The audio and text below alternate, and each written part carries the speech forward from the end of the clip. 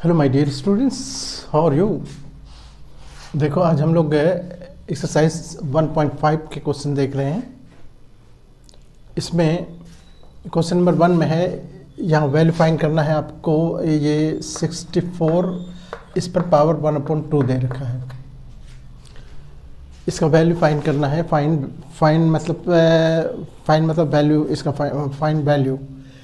आप exponent law में पढ़ते हो कि अगर a पर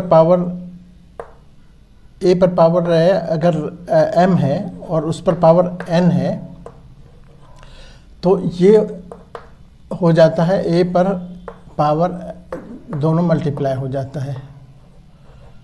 ये लॉ ऑफ एक्सपोनेंट कहते हैं इसको, law of exponent.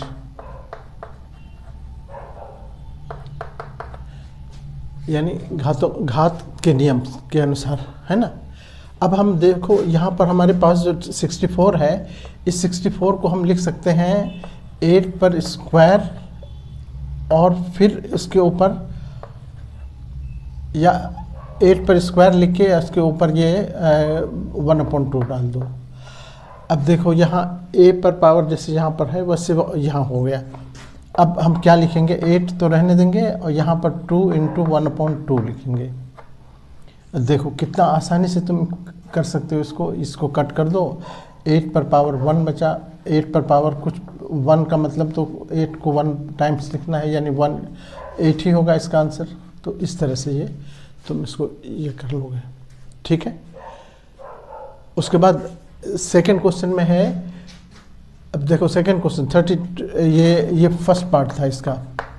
Second part इसका ये है कि अगर हमारे पास क्वेश्चन है 32 और इस पर पावर है 1/5, तो हम इसी एक्सपोनेंट रूल से हम देखेंगे कि हमें 32 को हम लिख सकते हैं 2 पर पावर 5 और फिर इसके ऊपर ये 1/5 पहले से है, ठीक है।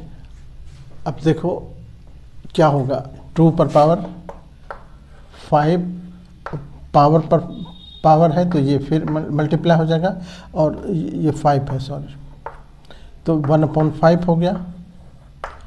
देखो फिर से वही 5 और 5 कट करो, 2 पर पावर कितना बचा 1, यानी 2 पर पावर 1 का मतलब 2 हुआ। आंसर तुम्हारा क्या हो गया 2, ठीक है। इसका थर्ड पार्ट देखो, थर्ड पार्ट में भी 125 है, 125 और इस पर पावर 1/3 है। अब हम इसको लिख सकते हैं 5 पर क्यूब। 5 को 3 टाइम्स लिखोगे, 5 × 5 × 5, 5 × 3 का मतलब 5 × 5 पर 25, 25 × 5 125। तो 5 पर क्यूब डाल के इसके ऊपर क्यूब 1/3 डालो। सब वही रूल यहाँ फॉलो कर रहे हैं। देखो लॉ ऑफ एक्सपोनेंट कहते हैं इसको, घात के नियम, और उसी घात के नियम के अनुसार हम ये सब अकॉर्डिंग हम इसको कर रहे हैं। और कोई बहुत इम्पोर्टेंट बहुत ये नहीं है इसमें। और बच्चे छोटी छोटी चीज़ को अगर मतलब नहीं समझेगा तो फिर आगे चलकर उसके लिए बहुत प्रॉब्लम हो जाता है, उसको मैथ से डर लगने लगता है।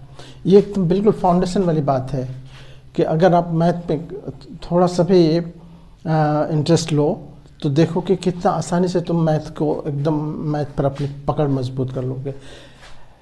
आप उस पर मैथ पर एकदम उसका ग्रिप तुम्हारा काफ़ी स्ट्रांग हो जाएगा। ये सब चीज़ें आपको पता होनी चाहिए।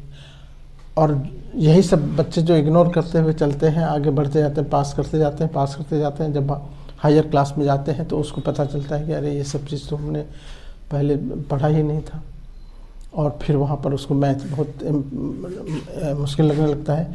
अब देखो क्या करोगे, यहाँ 120, ये देखो यहाँ 5 कट 3 कट रहा है ना, कितना इजी हो गया है। 5 पर पावर 1 है, 5 पर पावर 1 का मतलब हो गया बस 5। तो इतना आसानी से अब ये क्वेश्चन कर सकते हो। देखो यहाँ पर कितना ये पहले पार्ट का आंसर हो इसका है इसका 8, दूसरे पार्ट का आंसर हो गया 2, तीसरे का आंसर हो गया 5। तो ये इसमें एक मतलब फर्स्ट क्वेश्चन के 3 पार्ट हैं और वो तीनों पार्ट इस तरह से आप कंप्लीट कर सकते हो। ओके, ठीक, थैंक यू।